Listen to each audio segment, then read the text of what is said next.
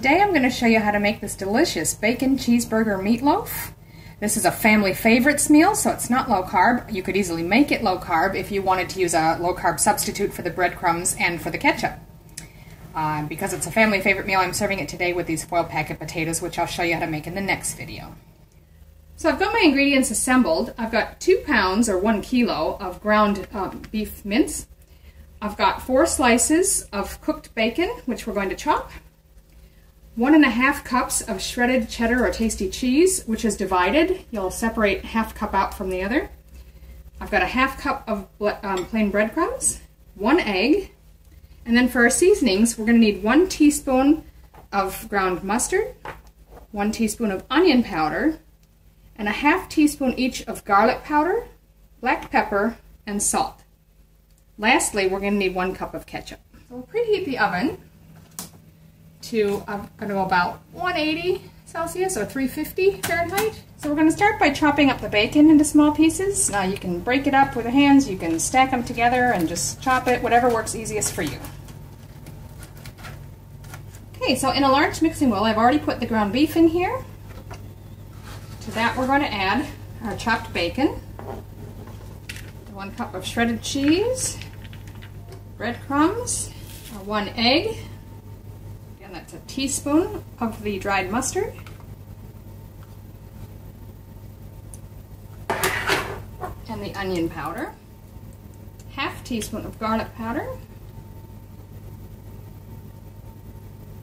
½ teaspoon of black pepper, and a ½ teaspoon of salt. And you're just going to get in there and mix that all together.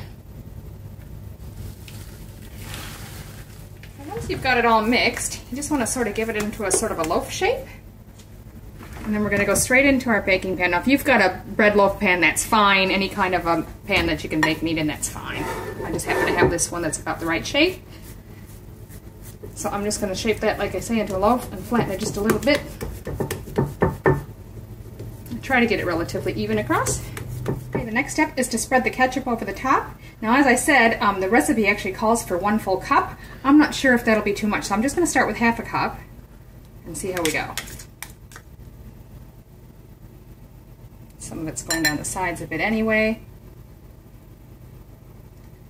I'm actually going to put it in with just this ½ a cup, and we're going to bake this for 45 minutes now, and then we're going to top and add more cheese to it. So if I think it needs more ketchup at that time, I can always put it on then. But for now, I think the ½ cup's going to be just fine. And then we'll just pop that in the oven.